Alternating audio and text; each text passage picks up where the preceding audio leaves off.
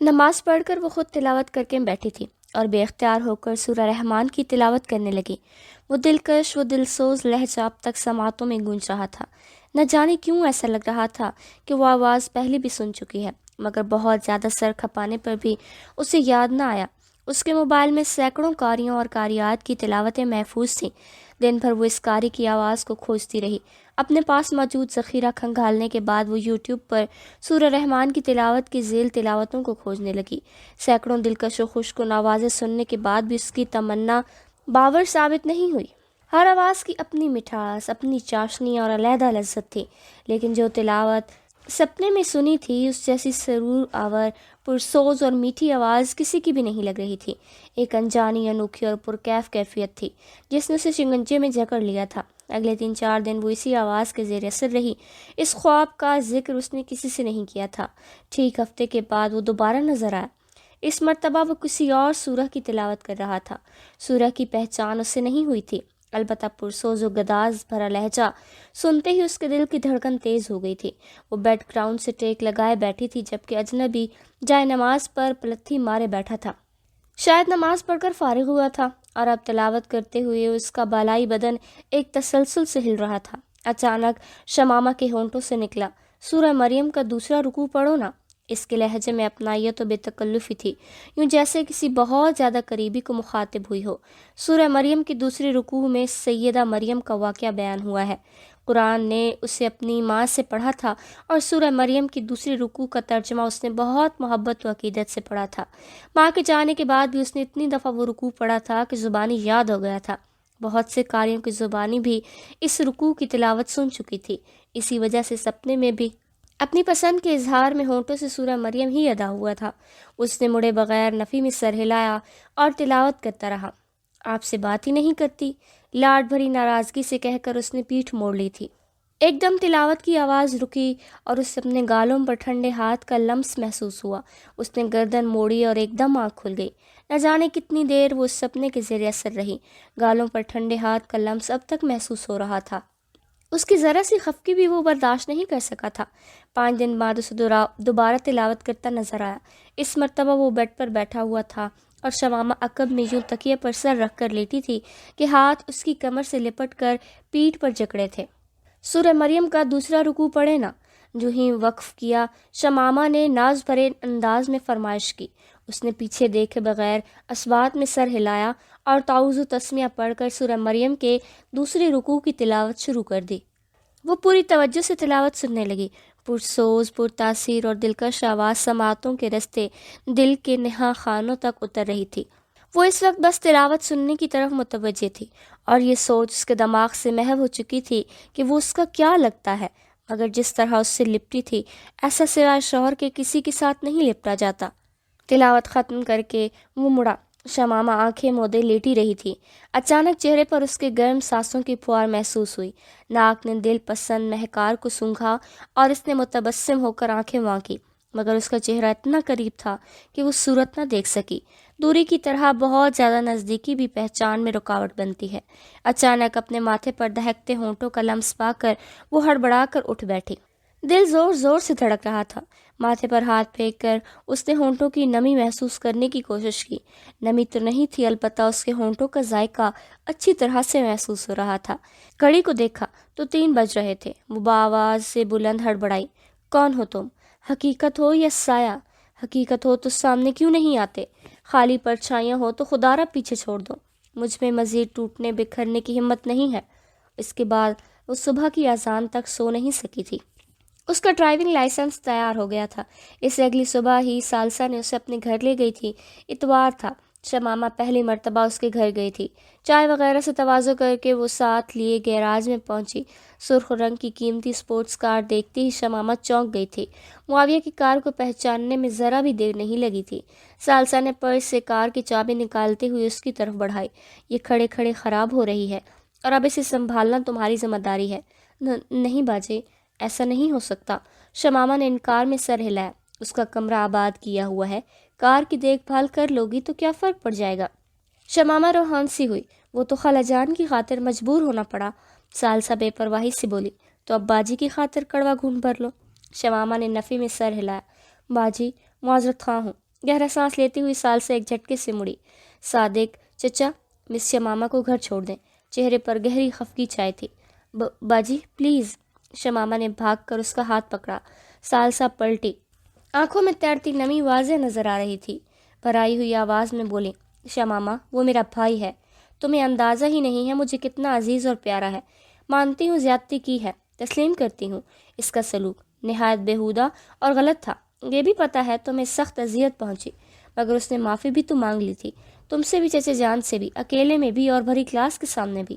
چچا جان نے اسے معاف کر دیا تھا، تم نے بھی معاف کر دیا تھا، پھر اس قدر نفرت کا کیا مطلب؟ تمہیں اس سے شادی کرنے پر کوئی مجبور نہیں کر رہا، مگر ایک بہن کی چھوٹی سی خواہش پوری کرنا تم پر گراں گزر رہا ہے، تو ٹھیک ہے جاؤ، میرا تم پر زور ہے اور نہ ہی کوئی حق، معاف کر دو باجی۔ شمامہ سے سکتے ہوئی لپٹ گئی۔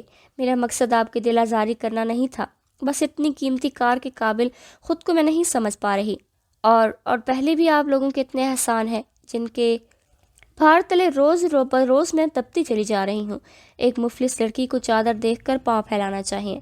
جانتی ہوں معاویہ کی وجہ سے ہمارا پورا کنبہ پشیمانی اور احساس ندامت کا شکار ہے۔ تمام کو احساس جرم سے نجات کی ایک ہی صورت نظر آ رہی ہے کہ اسے خوش کریں، اس کی دیکھ بھال کریں جو معاویہ کو پیاری و عزیز ہے۔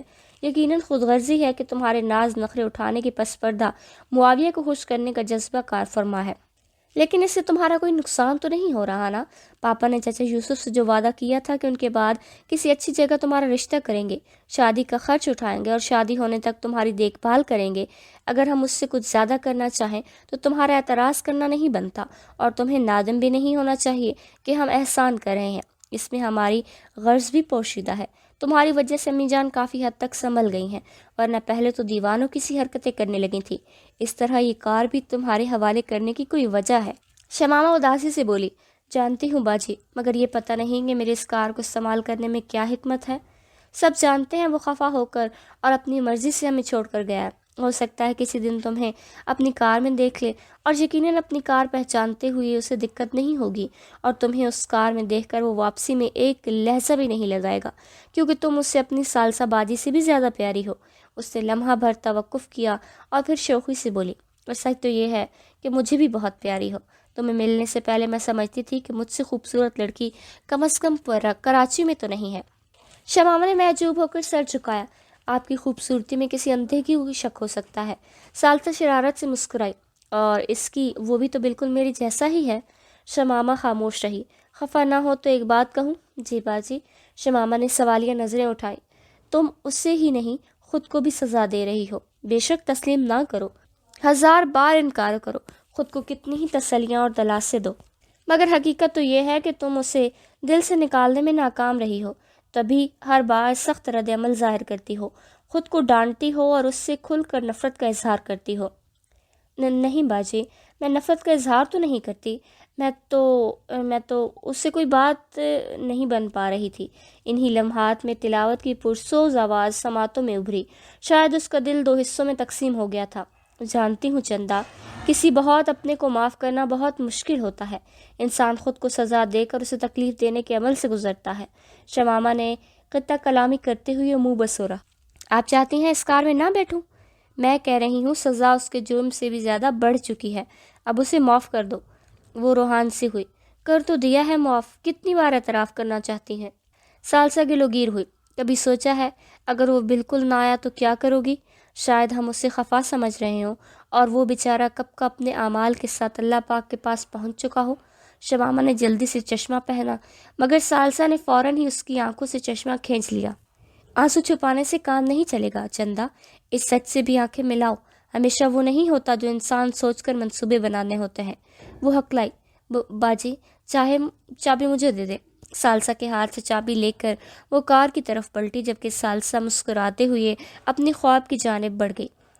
ڈرائیونگ سیٹ پر بیٹھتے ہوئے شمامہ کو تھوڑا عجیب لگا، اسٹیئرنگ وہیل پر ہاتھ رکھ کر اس نے سر سیٹ پر اس کے ساتھ ٹکا کر اور آنکھیں بند کر لی تھی۔ لگا ساتھ والی سیٹ پر یوسف بیٹھا ہے۔ وہ دھیمے لہجے میں بولی، بابا جانی کیا سمجھتے ہیں میں نے زندگی میں آپ سے کبھی کچھ نہیں چھپایا؟ وہ متبسم ہوا، جانتا ہوں شمو رانی، اور میری بھی کوشش تھی کہ اس راز کا سامنا نہ کرنا پڑے۔ آپ کو معلوم تھا؟ وہ نادم ہوئی، کیا اپنی جان سے پیاری شمو رانی کے دل کے حال سے بے خبر رہنا ممکن ہے؟ شرمندہ ہوں بابا جانی، یوسف کا کہا بلند ہوا۔ سچ بتاؤ، چھپایا کیوں؟ کیا میرے نزدیک تمہاری چاہت کسی اہمیت کی حامل نہ ہوتی؟ اس نے آپ کی توہین کی تھی بابا جانی، بس یہی وجہ اسے معاف کرنے کی اجازت نہیں دیتی۔ پہلے شمع رانی جھوٹ نہیں بولتی تھی، اب بھی نہیں بولتی۔ اس نے ایک بار نہیں کئی بار معافی طلب کی اور میں نے اسے خلوص دل سے معاف کر دیا تھا، مگر میں نہ کر سکی۔ بہت کوشش کی مگر اسے معاف کرنے پر دل راضی نہ ہوا۔ اب وہ غائب ہوا ہے تو سوچا زندگی موت کا کوئی پتہ نہیں، اتنی سختی کرنا درست نہ ہوگا۔ صدیقی صاحب سے معاملہ کر کے میں نے گھاٹے کا سودا تو نہیں کیا تھا نا؟ صدیقی چچا بہت اچھے ہیں، اب تو خالہ جان بھی میرا بہت زیادہ خیال رکھتی ہیں، اور سالسا بھاجی کی تو بات ہی الگ ہے۔ تمہیں خوش دیکھ کر اپنے فیصلے پر پرسکون ہوں۔ صرف آپ کے جانے کا دکھ دل و غم سے محو نہیں ہو رہا، اور کوئی پریشانی باقی نہیں رہی۔ یوسف شوخی سے ہنسا۔ کچھ چھپا رہی ہو بابا جانی؟ اسے جانتے ہی نہیں تو چھپانا کیسا؟ معاویہ سے بھی اچھا لگ رہا ہے۔ وہ محجوب ہوئی۔ معاویہ سے تو خفا ہوں نا؟ مجھے لگ رہا ہے اس کے بارے میں میرا اندازہ غلط تھا، اس کی محبت میں کھوٹ نظر نہیں آ رہا، اور اب تو اس کے والدین بھی میری شمع رانی کے دیوانے ہو گئے ہیں۔ بابا جانی، مجھے آپ بہت زیادہ یاد آتے ہیں، آپ کو جانے کی اتنی جلدی نہیں کرنی چاہیے تھی۔ کب دور ہوا ہوں اپنی شمع رانی سے؟ پاس ہی تو ہوں اور ہمیشہ رہوں گا۔ اس نے آنکھیں کھولیں، رومال سے آنسو خشک کیے اور کار سٹارٹ کر کے باہر نکل آئی۔ اس کا رخ بسمہ کے گھر کی طرف تھا۔ تھوڑی دور جاتے ہی خوبصورت دھن سے کار کی فضا گونج اٹھی تھی۔ درد دلوں کے کم ہو جاتے، میں اور تم گر ہم ہو جاتے۔ اس نے حیرانگی سے ڈیش بورڈ کھولا۔ ایک قیمتی موبائل فون اسے حیران کر گیا تھا۔ اسکرین پر اسے سالسا کی مسکراتی تصویر نظر آئی، گویا سالسا کی کال آ رہی تھی۔ اس نے کال وصول کی۔ چندا، موبائل فون کو بھی سنبھال لینا، کیونکہ اس کی تمام اشیاء کو سنبھالنے کی ذمہ داری قدرت نے تمہارے حوالے کر دی ہے۔ باجی، وہ روحان سی ہوئی۔ سالسا کا کہا بلند ہوا۔ سچ کہہ رہی ہوں، اس کے ماں باپ، باجی خوابگاہ گاڑی کو سنبھال رہی ہو تو موبائل فون بیچارے کا کیا قصور ہے؟ اس نے دھمکی دی۔ اب کے جھگڑا ہو جانا ہے، سالسا چاہت سے بولی۔ اللہ پاک چچا یوسف کے درجات بلند فرمائے۔ اس نے تمہیں جھگڑا کرنا تو سکھایا ہی نہیں ہے۔ شمامہ معترض ہوئی۔ سب سے زیادہ انہی سے جھگڑتی تھی۔ سالسا سنجیدہ ہوئی۔ ایک حقیقت بتلاؤں؟ استفسار کی ضرورت غیروں میں پیش آتی ہے۔ اگر سوچتی ہو معاویہ کے آنے کے بعد جان چھڑا لو گی تو یہ خوش فہمی ذہن سے نکال دو۔ وہ محجوب ہوئی۔ باجی، ڈرائیونگ کر رہی ہوں، اور جان چھڑاتے ہوئے رابطہ منقطع کر دیا۔ نہ جانے کیوں اب معاویہ کے ذکر کے ساتھ ہی ایک اجنبی کاری کی شبیہ بھی آنکھوں میں لہرانے لگی تھی۔ بسمہ کو کال کرنے کو اس نے بٹن دبایا اور موبائل پاس ورڈ مانگنے لگا۔ اس نے شمع رانی لکھا، جو موبائل فون نے فوراً قبول کر لیا۔ اس کے لیپ ٹاپ پر بھی یہی پاس ورڈ لگا تھا، تبھی اسے تگ و دو نہیں کرنا پڑی۔ معاویہ بھائی؟ بسمہ کی ہکلاتی آواز نے اسے محفوظ کیا تھا۔ وہ اطمینان سے بولی، جی نہیں، شمع غریب بول رہی ہے۔ بھول گئی؟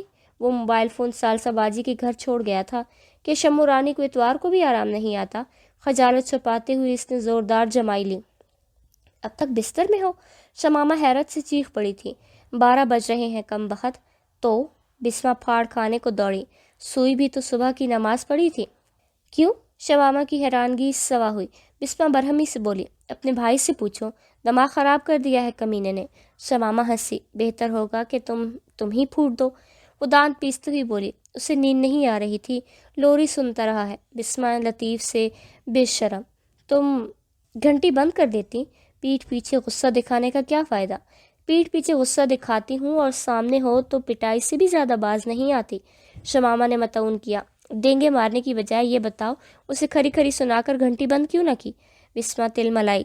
خفا ہو جاتا ہے کمینہ، اور میں شمع رانی کے علاوہ کسی کو منانے کو منتیں نہیں کر سکتی۔ شمامہ کا کہا بلند ہوا۔ عجیب منطق ہے، اس کی خاطر رات بھر جاگ کر گپیں بھی ہانکتی ہو اور غصہ بھی ہوتی ہو۔ بسمہ مسمسے لہجے میں بولی، اس کی خاطر جاگتی ہے میری چوتی، میرا اپنا دل سیر نہیں ہو رہا تھا کم بخت کی باتوں سے۔ اتنی میٹھی میٹھی چاپلوسی بھری باتیں، میرے حسن کی تعریفیں، خوبیوں کا اعتراف، میری پسند ناپسند کا ذکر، ساتھ نبھانے کے وعدے، میری خاطر جان دینے کی قسمیں، اور ڈانٹ کھا کر منتوں کی بارش، روٹنے کی دھمکی پر حقیقی واویلا۔ اللہ رسول کے واسطے تمہیں بتاؤں کیا کرتی؟ شمامہ بگڑ کر بولی، تم سا بے شرم و بے حیا شاید ہی کوئی ہو۔ مظلوم لڑکا ہاتھ چڑھ گیا ہے، بیچارے کو کٹ پتلی بنایا ہوا ہے۔ دوبارہ میرے عقیل کو کٹ پتلی کہا تو مجھ سے برا کوئی نہیں ہوگا۔ تمہارے گھر کے سامنے پہنچنے والی ہوں، 10 منٹ میں تیار ہو کر نکل آؤ، باقی بکواس کسی ہوٹل میں بیٹھ کر سن لوں گی۔ بسما نے بوکھلاتے ہوئے پوچھا۔ کیا؟ کیوں؟ فضول سوالوں سے گریز کرو۔ شمامہ نے رابطہ منقطع کر کے موبائل فون ڈیش بورڈ میں رکھ دیا تھا۔ بسما کے اسٹاپ سے اس نے کار گلی میں موڑی۔ چند مکان چھوڑ کر بسما کا گھر تھا۔ ہارن بجا کر اس نے دوبارہ معاویہ کا موبائل اٹھا لیا۔ وال پیپر پر اس کی تصویر لگی تھی، بلکہ پورا موبائل فون اس کی تصاویروں سے بھرا ہوا تھا۔ اپنی نقاب میں چھپی تصاویر دیکھ کر اس کے لبوں پر دھیمی مسکراہٹ دوڑ گئی۔ معاویہ کے پاس اس کے چہرے کی صرف وہ تصویر تھی جو اس نے ویڈیو سے اسکرین شاٹس لے کر بنائی تھی۔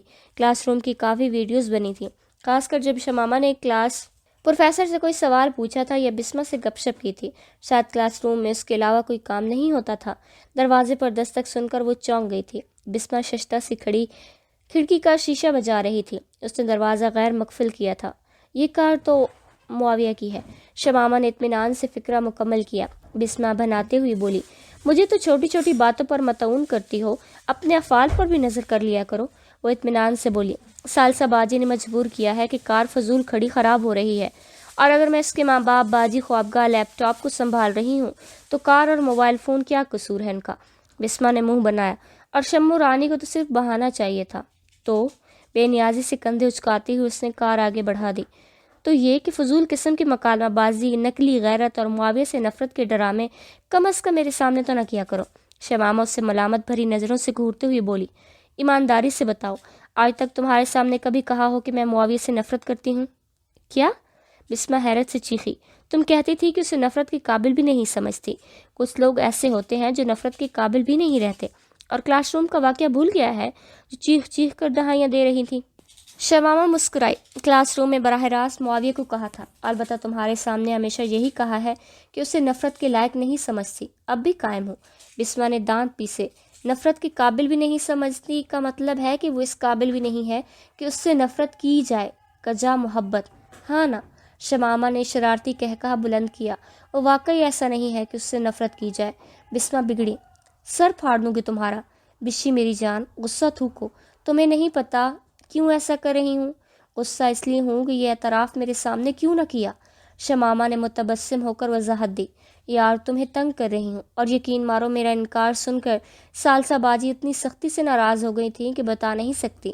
ان کا ماننا ہے کہ اگر میں اس کار میں مسلسل گھوموں گی تو ممکن ہے کبھی معاویہ کی نظر پڑ جائے اور اپنی کار میں مجھے دیکھتے ہی وہ لوٹنے کی کرے گا۔ بسما نے موشگافی کی۔ اس کے گھر والوں نے جس طرح تمہیں سر آنکھوں پر بٹھایا ہوا ہے، لگتا ہے اس کا واپس نہ آنا ہی فائدہ مند رہے گا۔ شمامہ سرت سے بولی، پاگل تو نہیں ہو؟ اللہ پاک نہ کرے ایسا ہو، میرا مطلب اس کے بوڑھے والدین کے دکھوں ہی کا سوچ لو۔ لگتا ہے اسے سچے دل سے معاف کر چکی ہے۔ ہوٹل کی پارکنگ میں کار روک کر وہ نیچے اتر آئی تھی۔ فیملی کیبن کا رخ کرتے ہوئے وہ صاف گوئی سے بولی، دعا کرتی ہوں کہ جلد لوٹ آئے تاکہ عالیہ خالہ، صدیقی چچا اور ثالثہ باجی کو ان کی خوشیاں واپس مل جائیں۔ باقی صدیقی چچا نے وعدہ کیا ان کے لوٹنے پر مجھے کسی بہترین ہاسٹل میں داخلہ کروا دیں گے، اور اگر چاہوں تو علیحدہ اپارٹمنٹ لے دیں گے۔ سچ تو یہ ہے کہ تم بہت اچھی ہو۔ نشست سنبھالتے ہوئے بسما نے کھلے دل سے اعتراف کیا تھا۔ شمامہ نے کہا لگایا، کتنی بھی چاپلوسی کر لو، بل میں نہیں دینے والی۔ کیا؟ بسما نے آنکھیں نکالی۔ یہاں لایا کون ہے؟ شمامہ نے بے نیازی ظاہر کی۔ تو لانے کا مطلب گپ شپ کرنا ہے، نہ کہ تمہارا پیٹ بھرنا۔ ٹھیک ہے، پھر پانی پی کر لوٹتی ہے کہ میرے پاس تو چائے کی پیالی کے بھی پیسے نہیں ہیں۔ شمامہ اطمینان سے بولی، چائے میں پلا دیتی ہوں۔ اس وقت بیرا حکم لینے اندر آیا۔ بسما نے فہرست پکوان اٹھایا اور اسے کہا، کابلی پلاؤ نصف کلو، تلی ہوئی مچھلی، شامی کباب، 2 پیس چکن روسٹ اور نان، میٹھے میں کسٹرڈ، ساتھ 7 اپ کی 1.5 لیٹر والی بوتل، سلاد، چٹنی اور سادہ دہی علیحدہ سے، آخر میں دودھ پتی، اور جب تک یہ تیار نہیں ہوتے چکن سوپ لے آ۔ جی مادام۔ بیرا سر جھکا کر مڑ گیا۔ شمامہ کھلکھلائی، کچھ رہ تو نہیں گیا؟ بسما نے دانت نکالے، مشکل سے تو مسز سیٹھ معاویہ علی صدیقی پھنسی ہے۔ ایک مشکل میں پھنسی ہوں۔ شمامہ سنجیدہ ہو گئی تھی۔ خیریت؟ بسما کے کھلنڈر چہرے پر پریشانی در آئی۔ شمامہ کے چہرے پر پھیکی مسکراہٹ نمودار ہوئی۔ پریشان ہونے کی ضرورت نہیں ہے، کچھ پھوٹو بھی۔ بسما اس کی تسلی سے مطمئن نہیں ہوئی تھی۔ شمامہ اپنا خواب سنانے لگی۔ آخر میں کہہ رہی تھی کہ سمجھ میں نہیں آ رہا میرا دل اس کاری کی طرف کیوں کھینچا جا رہا ہے۔ ایسا لگا ہے جیسے میری زندگی کا جیون ساتھی میں چن چکی ہوں۔ وہ اتنا اپنا لگتا ہے کہ بتا نہیں سکتی۔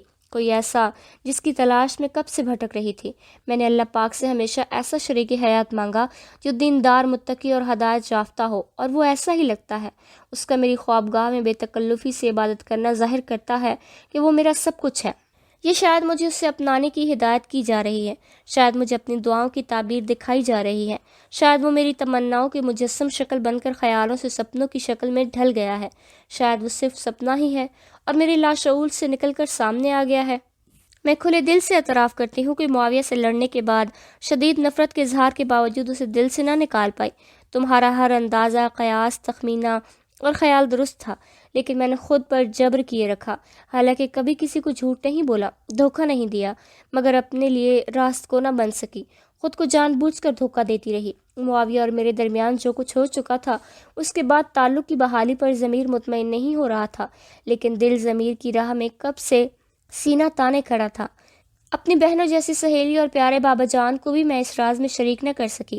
بابا جانی تجاہل عارفانہ سے کام لیتے رہے، ورنہ وہ میری حالت اچھی طرح جان گئے تھے۔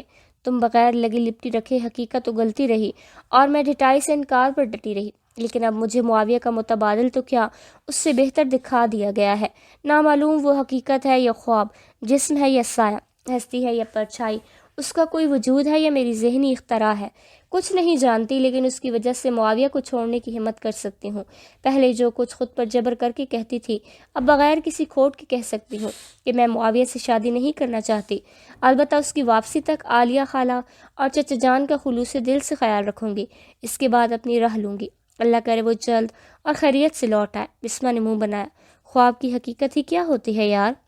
شمامہ سنجیدگی سے بولی۔ حدیث پاک کا مفہوم ہے، آپ صلی اللہ علیہ وآلہ وسلم نے ارشاد فرمایا، جب زبانہ قرب قیامت قریب آ جائے گا تو مسلمان کا خواب جھوٹا نہیں ہوگا، سب سے سچا خواب اس شخص کا ہوگا جو سب سے زیادہ سچا ہوگا۔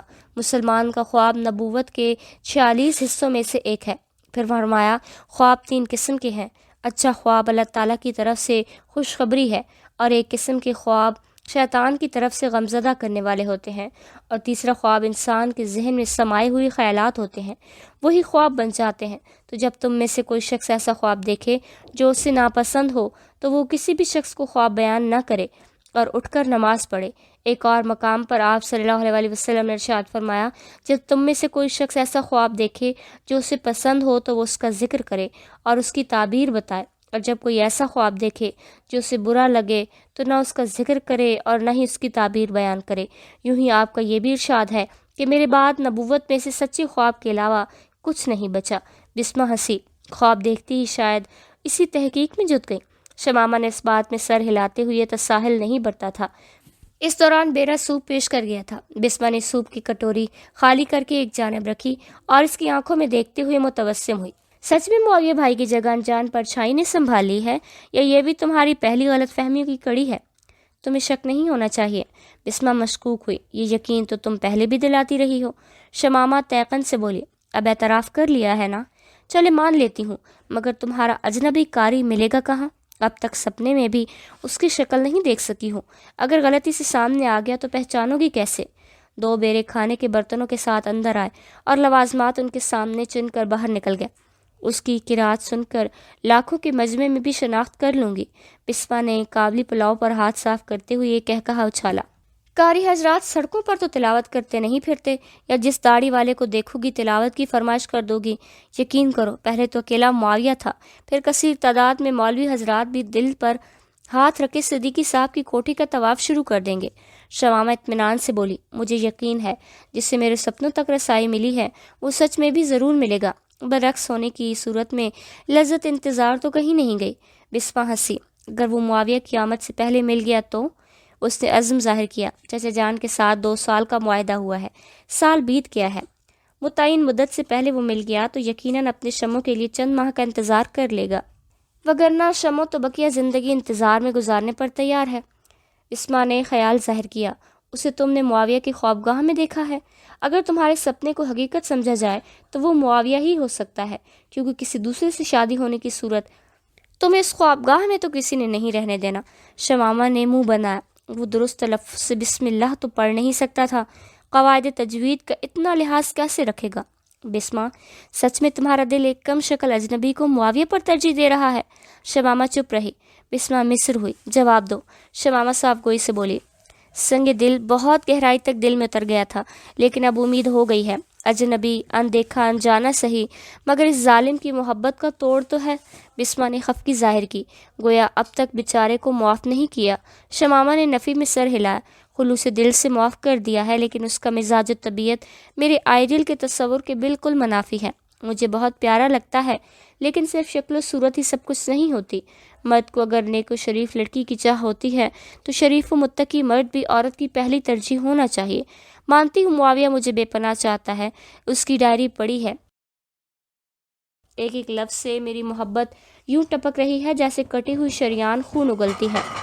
इसका घर बार वालिदैन, प्यारी बाजी और ऐशो आराम की ज़िंदगी छोड़कर भाग जाना भी वाज़ह कर रहा है कि शमो राशि उसे कितनी अजीज़ है। मगर वो सलीमुल फितरत नहीं है, उसके अंदर तामीर से ज़्यादा तखरीब का मादा भरा है। मेरी शक्ल सूरत की वजह से वो फरेफ्ता हुआ है, और ये शक्ल सूरत कब तक ऐसी ही रहेगी? बदन की शादाबी को ढलते देर तो नहीं लगती। मुमकिन है मुझसे खूबसूरत लड़की मिलने पर जनाब की मोहब्बत का धारा इधर को मुड़ जाए। ऐसे कई एहतमालात इसका होने की हिम्मत छीन लेते हैं, और यही वजूहात थी जिसकी वजह से पापा जाने मेरे दिल की हालत जानने के बावजूद उससे शादी से इनकार पर मुतमईन थे। बिस्मा मुआविया की तरफदारी पर उतर आई। इतनी कठोर ना बनो शम्मो। जो शख्स तुम्हारी मोहब्बत में हर आसाइश को ठोकर मार सकता है, अपना मुस्तकबिल तबाह कर सकता है, वो तुम्हें खुश क्यों नहीं रख सकता? और किसी खूबसूरत लड़की की वजह से तुम्हें नज़रअंदाज कैसे करेगा? तुम पहली खूबसूरत लड़की नहीं हो जो उसकी ज़िंदगी में आई हो। बात ज़रा घटिया है, मगर सच है कि वो तुम जैसी कई लड़कियां बरत चुका है, बग़ैर निकाह के सारे हुदूद क़यूद फलांग चुका है। औरत उसके लिए इन बुझी पहेली नहीं है, ना खूबसूरती उसके लिए शजरे ममनूना है। अलबत्ता तुम्हें देखकर वो जिस अनोखे और नए जज्बे से रोशनास हुआ, इसने बेचारे की जूं ही बदल दी। मगरूर आजिज़ हो गया, मुतकब्बिर मुनकसिरुल मिजाज बन गया, जालिम को जुल्म का इदराक हो गया और ज़्यादतियों के कफ़ारे पर कमर बस्ता हुआ। जिन लड़कियों को किसी काबिल नहीं जानता था, उनसे मुआफ़ियाँ तलाफ़ियाँ होने लगी। भरी क्लास के सामने अपनी बेहूदगी का एतराफ़ इतना भी आसान नहीं है, लेकिन उसने किया। सालसाबाजी के सामने भी तुम्हें झुटलाने के बजाय उसने गुनाह कबूल करना गवारा किया। क्या ये तमाम अवामिल उसके खुलूस और सुधरने पर शाहिद नहीं है? शमामा संजीदगी से बोली, तुमसे मुत्तफ़िक हूँ, मगर मेरे अंदेशे हुनूस सलामत हैं। क्या मुझसे खूबसूरत लड़की देखकर भी वो साबित कदम रह पाएगा? सूरत पर फरेफ्ता होने वाले को मुझसे बेहतर मिली तो मोहब्बत के धारे को रुख तब्दील करने में देर नहीं लगेगी। बिस्मा साफ गोई से बोली, खूबसूरती का कोई ऐसा मयार मुकर्रर नहीं जिसके बलबोते पर दो खूबसूरत लड़कियों में एक को दूसरे पर तरजीह दी जा सके। जैसे फलों में सेब को नाशपाती पर, अनार को अंगूर पर, आम को खजूर पर, आड़ू को खुबानी पर फ़ौक़ियत देने वाले के पास फ़कत अपनी पसंद व तबीयत की दलील होती है। यूँ ही किसी की मोहब्बत में मुब्तला ले देकर दिल की हालत बतौर हिज्जत पेश कर सकता है। लैला मजनू, ससी बनू, हीर रांझा, सोनी माहिवाल वगैरह के किस्से कुरान और हदीस व शरीयत से मुतसादिम सही, उनकी सेहत में इबहाम सही, लेकिन उनकी कदर मुश्तरक से इनकार मुमकिन नहीं कि मोहब्बत को शक्ल सूरत, हस्ब नसब और मुफलसी और तोंगरी वगैरह की एहतजाज नहीं होती। यकीनन मेरी खूबसूरती तुम्हारे अशर व अशीर भी नहीं है, लेकिन मेरे अकील से पूछो कि उसकी बिशी कितनी प्यारी और मोहनी है। इस तरह मुआविया कितना ही वजीह व पुरकशिश क्यों ना हो, मेरे लिए अकील के मुकाबले में कोई हैसियत नहीं रखता। याद करो, तुम्हें बेनकाब सिर्फ मुआविया ने नहीं देखा था, क्लास में और भी दर्जनों लड़के मौजूद थे। क्या किसी एक ने भी तुम्हारी तरफ पेशकदमी की कि तुम्हारे घर रिश्ता भेजा? नहीं ना, क्योंकि तुम्हारी सूरत हर एक के लिए आइडियल नहीं हो सकती। तुम अकेली खूबसूरत हो ना, अनोखी कि तुम्हें जैसे पाकिस्तान में नापैद हो। किसी हवस परस्त को तुम्हारे खतोखाल आर्जी लज्जत का सामान मुहैया कर सकते हैं, वो दीवाना होकर तुम्हारे पीछे मारा मारा नहीं फिर सकता। अलबत्ता मोहब्बत करने वाली शख्सियत से गर्ज होती है, और शख्सियत का इतलाक रूह बदन के मजमूए पर होता है। सिर्फ तुम्हारे हुसूल की ज़िद और जिस्मानी ताल्लुक़ की गर्ज होती तो एक सेठज़ादे के पास कई ओछे हथकंडे हो सकते थे। लड़कियों के अगवा और इस्तेहसाल के कई वाक़यात तक तुम्हारी समातों को भी रसाई हो चुकी होगी, मगर वो ऐसा नहीं था। तुम्हें चाहता था, तभी तो खुद पर जबर करता रहा और जायज़ कोशिशों में नाकामी के बाद रास्ते से हट गया। शमामा ने उलझन ज़ाहिर की, अगर चुनाव मिले और मेरे पास दो इख्तियार हों तो लाजमन तरजीह उसको देना चाहिए जिससे दुख ना पहुंचा हो, जिससे गिले शिकवे ना हो, जिसकी वजह से मेरी अना और खुददारी पर जिद न पड़ी हो। बिस्मा ने नफ़ी में सर हिलाया, बल्कि जो तुम्हें ज़्यादा चाहता हो। شمامہ گو مگو کی کیفیت میں بولی۔ ہو سکتا ہے اندیکھا اجنبی مجھے بہت زیادہ توجہ پیار دے، تبھی سپنے میں اس کے لیے بہت زیادہ وارفتگی اور چاہت محسوس کرتی ہوں، بالکل ایسی ہی چاہت و احترام جیسا بابا جانی کے لیے محسوس ہوتا ہے۔ بس فرق یہ ہے کہ بابا جانی کی چاہت میں عقیدت کی فراوانی ہے اور اس اجنبی کی چاہت میں احترام کے ساتھ ایسے جذبے بھی پوشیدہ ہیں جو محرم رشتوں میں نہیں پیش نہیں آتے۔ بسمہ ہنسی، کیا معاویہ کے لیے ایسا کچھ محسوس نہیں ہوتا؟ شمامہ برہم ہوئی، جب جانتی ہو تو پوچھنے کا مطلب؟ بسمہ نے تانا کسا، اس اجنبی سے محبت و عقیدت سپنے کے زیر اثر ہے، بلکہ اس کا وجود ہی موہوم ہے، اور معاویہ کی محبت مستق اور اس کا وجود شبہ سے بالا تر ہے، پھر دونوں کے بیچ تقابل کیسا؟ شمامہ ہٹیلے لہجے میں بولی، مجھے اجنبی چاہیے، اللہ سے مانگو۔ منہ بناتے ہوئے بسمہ ٹیشو پیپر سے ہاتھ صاف کرنے لگی۔ وہ تیقن سے بولی، مانگ چکی ہوں اور یقین ہے کمزور و بے کس بندی کی مناجات رائے گاہ نہیں جائیں گی۔ خوابوں کا سلسلہ تسلسل سے جاری رہا اور اب تو وہ ان خوابوں کی اتنی عادی ہو گئی تھی کہ چند دن اسے خواب میں نہ دیکھتی تو سخت بے چین ہو جاتی۔ بسمہ سے اس کی بحث و تکرار لگی رہتی تھی۔ بسمہ معاویہ کی سچی طرفدار تھی، زندگی لگی بندھی ڈگر پر چل رہی تھی۔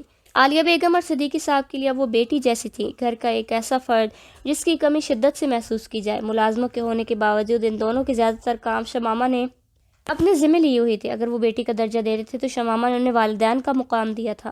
ثالثہ بھی اسے بہت چاہتی تھی، وہ صحیح معنوں میں بڑی بہن کی طرح تھی، وقت اپنی مخصوص رفتار سے آگے سے رکھتا رہتا تھا، صبح شام کی تبدیلی حساب مقرر سے جاری رہتی۔ بظاہر چند گھنٹے بتانا مشکل ہوتے ہیں، لیکن جب انسان پیچھے نظر گھمائے تو سالوں کے گزرنے کا پتہ نہیں چلتا۔ وہ یونیورسٹی سے فارغ التحصیل ہو گئی، مگر معاویہ کا کوئی اتا پتہ نہ چلا۔ ڈگری کے حصول کے بعد اسے اپنا مستقبل سنوارنے کا شوق ہوا۔ اس گھر میں بغیر کسی مضبوط کھوٹنے کے اس کا قیام مستقل نہیں ہو سکتا۔ منہ بولے رشتوں میں کتنی ہی محبت و عقیدت چھپی کیوں نہ ہوتا بہت نازک ہے، ذرا سی غلطی سے انسان عرض سے فرش پر آن گرتا ہے۔ وہ بھی اپنی حیثیت سے اچھی طرح آگاہ تھی۔ گو صدیقی صاحب نے اس کا اچھا خاصا جیب خرچ مقرر کیا ہوا تھا، جو اس کے اکاؤنٹ میں بغیر تاخیر کے ہر یکم کو جمع ہو جاتا۔ ثالثہ بھی ہر ماہ ڈیڑھ بعد اسے زبردستی شاپنگ کروا لاتی۔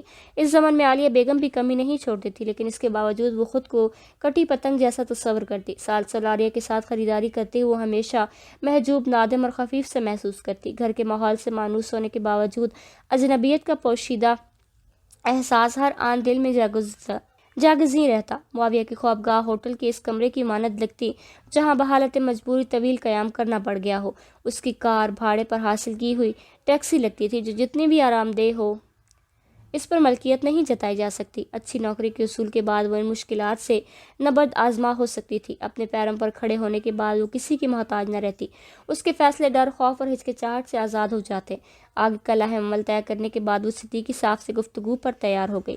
ڈنر کے بعد عالیہ بیگم نے خوابگاہ رخ کیا۔ صدیقی صاحب ان کی تقلیب میں اٹھنے لگا تھا کہ وہ دھیمے لہجے میں بولی، چچا جان آپ سے کام تھا۔ اسے ہر خیال نظروں سے گھورتے صدیقی صاحب کے چہرے پر پھیکا تبسم ابھرا۔ جانتا ہوں بیٹی، بہرحال تم کمرے میں جاؤ، میں چہل قدمی کر کے آتا ہوں۔ شمامہ نے اس بات میں سر ہلایا، جب تک میں خالہ جان کی ٹانگیں دبا دیتی ہوں۔ صدیقی صاحب کھلکھلائے، ہاں اس کے بغیر تو نیک بخت کو نیند بھی نہیں آتی۔ اس دن بتا رہی تھی شمورانی سے ثالثہ سے بھی زیادہ پیاری لگتی ہے۔ شمامہ نے منہ بسورا، آپ کو پیاری نہیں لگتی؟ صدیقی صاحب معنی خیز لہجے میں بولا، ثالثہ کے ساتھ تقابل کروں تو جھوٹ بولنا پڑے گا، آپ سے بات ہی نہیں کرتی۔ وہ بناوٹی خفگی ظاہر کرتے ہوئے ان کی خوابگاہ کی طرف بڑھ گئی۔ 10-15 منٹ اس نے عالیہ کے سر کی مالش کی اور پھر ٹانگیں دباتے بیٹھ گئی۔ اس سے گپے کرتے ہوئے عالیہ بیگم کی سانس بھاری ہونے لگی۔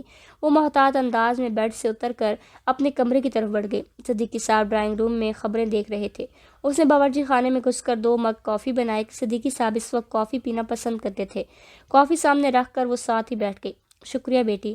مگ اٹھا کر اس نے ٹی وی کی آواز آہستہ کی۔ شمامہ تمہید باندھنے کو دماغ میں مناسب الفاظ ترتیب دینے لگی، مگر کچھ کہنے سے پہلے صدیقی صاحب کی آواز ابھری، بیٹی جانتی ہوں ہمارا معاہدہ 2 سال کا ہوا تھا اور اب غالباً ماہ ڈیڑھ اوپر بھی ہو چکا ہے۔ یوسف بھائی سے میں نے وعدہ کیا تھا کہ تمہاری پسند کے مطابق رشتہ طے کروں گا۔ یقیناً اپنے رشتے کی بات کرتے ہوئے تمہیں جھجک ہوگی، حجاب بھی آئے گا اور آنا بھی چاہیے۔ تم جیسی باحیا اور شرمیلی بچیاں بڑوں کے سامنے یہ اعتراف نہیں کیا کرتی۔ وعدے کے مطابق مجھے چند ہفتے پہلے ہی تم سے پوچھ لینا چاہیے تھا۔ معذرت خواہ ہوں کہ ایسا نہ کر سکا، البتہ تمہاری ذمہ داری سے غافل نہیں تھا۔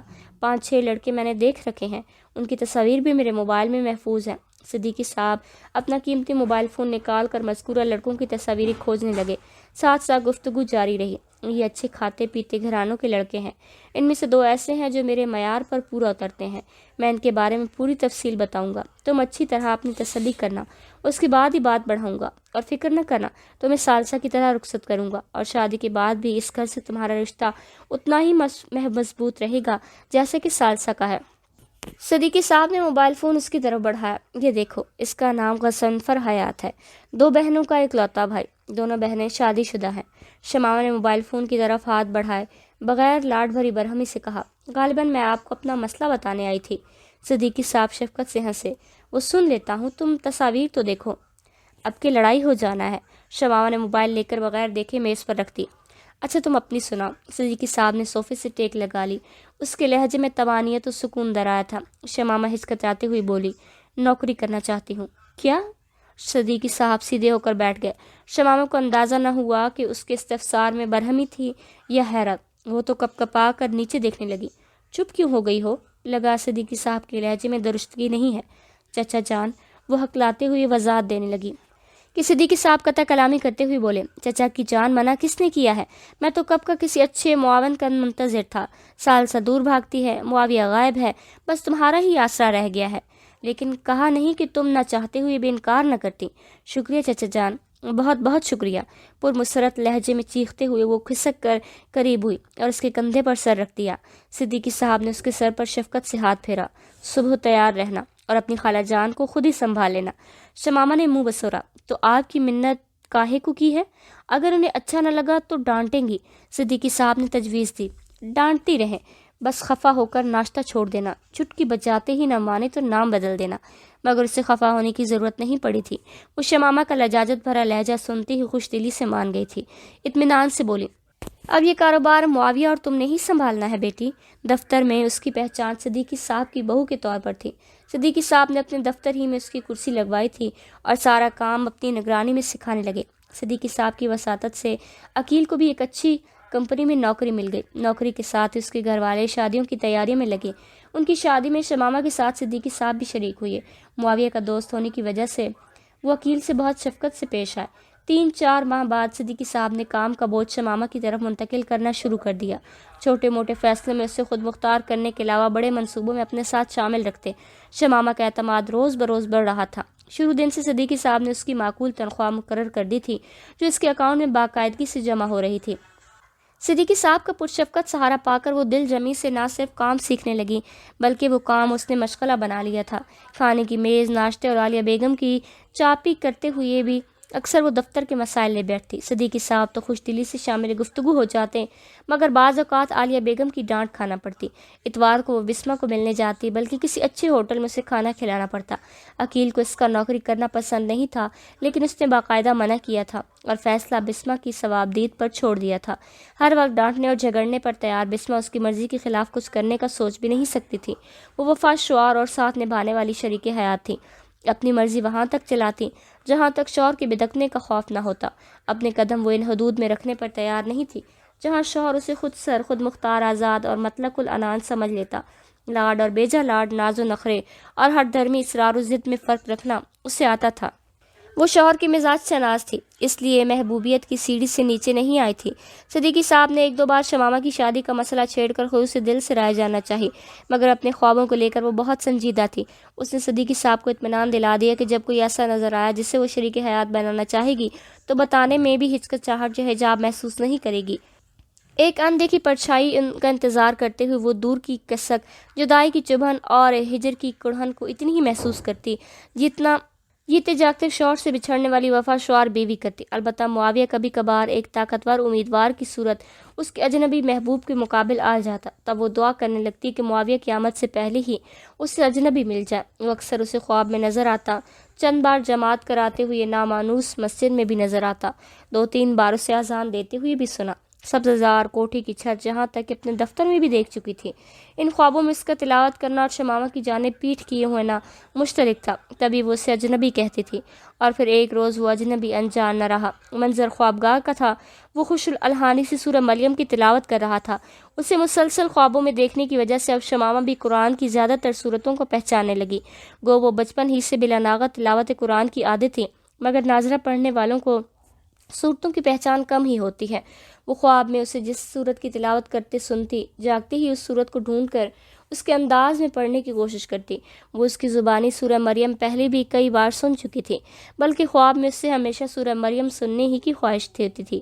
جو ہی سیدہ مریم کی تذکرے کی آیت اختتام پذیر ہوئی، وہ بے ساختہ پکاری، آپ دوبارہ حضرت مریم والا رکوع پڑھے نا۔ اس کے لہجے میں لاڈ بھرا تحکم تھا۔ وہ پیچھے دیکھتے ہوئے متبسم ہوا۔ یقیناً تمہاری فرمائش کرنا مجھے نہال کر دیتا ہے۔ وہ سپنے میں پہلی بار اس سے مخاطب ہوا اور پہلی ہی مرتبہ وہ اس کا مکمل چہرہ دیکھ پائی تھی۔ دل اتنے زور سے دھڑکا جیسے اچھل کر حلق سے باہر آ گرے گا۔ آنکھیں واہ ہوئیں اور وہ اٹھ بیٹھی۔ نظریں اس جگہ پر گڑی تھی جہاں جائے نماز بچھا کر وہ مصروف تلاوت تھا۔ دل کی دھڑکنیں اب تک بے قابو تھی اور اسے یقین نہیں آ رہا تھا کہ وہ اجنبی اتنا دیکھا بھالا ہوگا۔ گھڑی رات کے 3 بجا رہی تھی مگر اسے صبر نہ ہوا۔ بسمہ کا نمبر ملا کر اس نے موبائل فون کان سے لگا لیا۔ 2-3 گھنٹے بعد اس کی پریشان بھری خمار آلود آواز سنائی دی۔ شمو خیر تو ہے؟ وہ پرجوش لہجے میں شروع ہوئی۔ میں نے اس کا چہرہ دیکھ لیا ہے، مجھے وہ دکھائی دے گیا ہے۔ جانتی ہو وہ کون ہے؟ بسمہ بیزاری سے بولی۔ کس کا چہرہ دیکھ لیا ہے بے وقوف؟ اور یہ کون سا وقت ہے ایسی باتوں کا؟ وہ اس کی بیزاری کو خاطر میں لائے بغیر بولی۔ مجھ سے صبح کا انتظار نہیں ہو رہا تھا، ابھی ابھی وہ خواب میں نظر آیا ہے، مجھے مخاطب کیا اور بتا نہیں سکتی اس کی آواز میں کتنی چاہت، محبت اور وارفتگی ابل رہی تھی۔ پتہ ہے وہ کون ہے؟ آج میری بیٹی کچھ زیادہ ہی خوش نظر آ رہی ہے۔ شمامہ کے چہرے پر نظر ڈالتے ہی صدیقی صاحب نے تبصرہ کیا۔ عالیہ بیگم کے پہلو میں نشست سنبھالتے ہوئے اس نے جوس کا گلاس بھرا۔ ایم ڈی صاحب کی کال آئی تھی، سلطان خاور صاحب کی مانگ پوری کر دی گئی ہے، آج پہلی کھیپ روانہ کر دی جائے گی۔ غالباً اس بارے میں تم ڈنر پر بھی مطلع کر چکی ہو، اور یہ اتنا اہم معاملہ بھی نہیں ہے کہ صبح سویرے چھیڑا جائے۔ خالہ جان، آپ نے انڈے کو ہاتھ بھی نہیں لگایا۔ شمامہ عالیہ کی طرف متوجہ ہوئی۔ تم میرے نوالے گنتی رہنا۔ منہ بناتے ہوئے عالیہ نے جھیلا ہوا انڈا اٹھا لیا۔ اس کی خوراک پر شمامہ کی گہری نظر رہتی تھی اور اسے زبردستی کھلانے سے بھی وہ باز نہیں آتی تھی۔ اس معاملے میں وہ عالیہ بیگم کی ڈانٹ کی بھی پرواہ نہیں کرتی تھی۔ صدیقی صاحب نے اسے چھیڑا۔ سچ تو یہ ہے کہ شمو رانی راز رکھنے میں کبھی کامیاب نہیں ہو پائی ہے، بیچاری فوراً ہی پکڑی جاتی ہے۔ آپ کو اچھی نہیں لگتی؟ شمامہ ناراضگی پر تل گئی۔ صدیقی صاحب نے کہا اچھالا، جھگڑا اٹھانا تو کوئی شمو رانی سے سیکھے۔ عالیہ نے لقمہ دیا۔ سیٹھ صاحب، آپ میری بہو کو تنگ کر رہے ہیں۔ اس نے عالیہ کے بازو سے چپکتے ہوئے دہائی دی۔ دیکھے نا خالہ جان، کل ذرا سی سنجیدہ تھی، چچا جان نے پتنگڑ بنایا کہ شمو رانی اداس ہے۔ آج ذرا سی ہنسی اور چچا جان میری خوشی کی کھوج میں لگے۔ جتنی کوشش کروں چھپانا، تمہیں نہیں آتا، بلکہ شبے کو یقین میں ڈال دیتی ہو۔ شمامہ نے قطع تعلق کا اعلان کیا۔ آج آپ کے ساتھ زہرانہ بھی نہیں کروں گی اور سحپیر کو کافی بنا کر بھی نہیں دوں گی۔ صدیقی صاحب مصر ہوئے۔ کیا ہی اچھا ہوتا اگر اتنی تگ و دو کی بجائے اصل بات پھوٹ دیتی۔ مجھے دفتر سے دیر ہو رہی ہے۔ کرسی سے اچک کر اس نے عالیہ کا رخسار چوما اور اپنے کمرے کی طرف بڑھ گئی۔ صدیقی صاحب اداسی سے بولا، شمو رانی کو الوداع کرنے کا سوچ کر ہی دل مٹھی میں آ جاتا ہے۔ عالیہ برہم ہوئی۔ ہوش میں ہو؟ اپنی بہو کو بھی کوئی رخصت کرتا ہے؟ صدیقی صاحب نے انکشاف کیا۔ یہ سچ ہے عالیہ بیگم، معاویہ کی آمد کے ساتھ شمو بیٹی ہمیں چھوڑ کر چلی جائے گی۔ تم اچھی طرح جانتی ہو، اسے زبان دی ہوئی ہے، بلکہ اس بارے میں تمہیں وضاحت سے سمجھا چکا ہوں۔ اب تو سال بھر پہلے اسے رخصت کرنے کی تیاریوں میں تھے، تب کیا کہا تھا کہ وہ نہیں جائے گی، اور دیکھ لو نہیں گئی۔ میں عورت ہوں صدیقی صاحب، اور ایک عورت کے احساسات سے اچھی طرح واقف ہوں۔ وہ معاویہ کو چاہتی ہے، باقی میں نہیں مانتی وہ اپنی خالہ جان کی کوئی خواہش ٹھکرا بھی سکتی ہے۔ صدیقی صاحب نے ٹھنڈا سانس بھرا۔ دعا کرتا ہوں ایسا ہی ہو۔ شمامہ کو تیاری حالت میں خوابگاہ سے برآمد ہوتا دیکھ کر وہ للکارتے والے انداز میں بولی، میں آپ کا شک دور کر سکتی ہوں، رہنے دو۔ صدیقی صاحب نے بدمزگی سے بچنا چاہا، مگر عالیہ بیگم جوش میں آتے ہوئے شمامہ کو مخاطب ہوئے۔ بہو ادھر آؤ۔ جی خالہ، مؤدبانہ لہجے میں کہتے ہوئے وہ قریب ہوئی۔ عالیہ نے بغیر لگی لپٹی رکھے پوچھا، میرے بیٹے سے شادی کرو گی یا اس کی آمد پر ہمیں چھوڑ کر چلی جاؤ گی؟ شمامہ نے کرسی کے پیچھے کھڑے ہو کر اس کے گلے میں باہیں ڈالیں۔ شمو رانی کب سے اتنی بڑی ہو گئی ہے جو آپ کی موجودگی میں خود فیصلے لینے لگے؟ سن لیا؟ عالیہ نے فخری انداز میں صدیقی صاحب کو مخاطب کیا۔ شمامہ بیٹی، ہمیں جھوٹی تسلی نہیں چاہیے۔ صدیقی صاحب سنجیدہ ہو گئے۔ چچا جان، آپ جانتے ہیں شمو جھوٹ نہیں بولتی، مجھے خالہ جانی کا ہر فیصلہ دل و جان سے منظور ہے۔ اطمینان بھرے لہجے میں کہتے ہوئے اس نے عالیہ بیگم کے رخسار سے اپنا گال ملایا اور بیگ اٹھا کر چل دی۔ دستک سن کر اس نے لیپ ٹاپ کی اسکرین سے نگاہیں اٹھائیں۔ آ جاؤ۔ بسمہ کا ملیح چہرہ دروازے سے طلوع ہوا۔ طائرانہ نظروں سے دفتر کی سجاوٹ کو گھورتے ہوئے اس نے تحسین آمیز لہجے میں کہا، واہ، بڑے ٹھاٹھ ہیں بھائی، وہ چند بار پہلے بھی وہاں آ چکی تھی، لیکن تب شمامہ صدیقی صاحب کے ساتھ بیٹھی ہوتی تھی اور اب چند ہفتوں سے وہ علیحدہ دفتر میں بیٹھ رہی تھی۔ یہاں نکمے لوگوں کا داخلہ سحپہر کے بعد ہی مروج ہے۔ خوش دلی سے مسکراتے ہوئے وہ اس کے استقبال کو اٹھی۔ بسما نے منہ بنایا۔ خود تو گھڑی دیکھے بغیر دماغ کی لسی بنانے کو گھنٹی کھڑکھڑا دیتی ہو، شمامہ نے کہا بلند کیا۔ چائے، کافی یا ٹھنڈا؟ شمامہ کے گلے مل کر اس نے نشست سنبھالی۔ پینے نہیں، کھانے پینے آئی ہوں، شمامہ نے بھپتی کسی۔ اور اس مقصد کے حصول کو آج آپ نے ناشتہ بھی نہیں کیا ہوگا؟ بسما بے تکلفی سے بولی۔ سوچا آج تم بہت خوش ہو تو اس کا کچھ فائدہ اٹھا لوں۔ بشی میری جان، سچ میں بہت خوش ہوں۔ گھماؤ کرسی پر ٹیک لگا کر آنکھیں بند کرتے اس نے طمانینت بھرا سانس کھینچا۔ تم جانتی نہیں اسے دیکھنے کی کتنی تڑپ تھی۔ بسما نے منہ بنایا۔ میں تو پہلے ہی کہہ دیا تھا مگر تم نہیں مان رہی تھی۔ شمامہ خوابگاہ کے مناظر سے پردہ اٹھانے لگی۔ تم سوچ بھی نہیں سکتی اس کے چہرے پر داڑھی کتنی بھلی لگ رہی تھی۔ مجھے دیکھ کر وارفتگی سے ہنسا۔ آنکھوں میں اتنی چاہت تھی کہ مجھے شرما کر چہرہ جھکانا پڑا۔ اور جانتی ہو اس نے کیا کہا؟ لمحہ بھر توقف کے بعد بولی۔ کہنے لگا، یقیناً تمہارا فرمائش کرنا مجھے نہال کر جاتا ہے۔ یقین مانو بسما، اس ایک فکرے میں کتنی چاہت بھری تھی، کتنی لذت اور اپنائیت پسند پوشیدہ تھی کہ میری فرمائشوں سے نہال کر دیتی ہیں۔ یقین کرو، تمہیں کال کرنے کے بعد میں نے اس کی ڈائری میں صلح کا معاہدہ بھی تحریر کر دیا ہے۔ بسما نے منہ بسورا۔ اور میری فرمائش سے شمو رانی اکتا جاتی ہے۔ اچھا میں چچا جان سے اجازت لے لوں، پھر ہوٹل کو نکلتے ہیں۔ اس نے انٹر کام اٹھا کر صدیقی صاحب کا نمبر ملا۔ یس۔ ریسیور سے صدیقی صاحب کی سنجیدہ آواز برآمد ہوئی۔ سر 2-3 گھنٹوں کی چھٹی مل سکتی ہے؟ بسما آئی ہوئی ہے۔ وہ دفتر میں ایک ماتحت کی حدود سے تجاوز نہیں کرتی تھی۔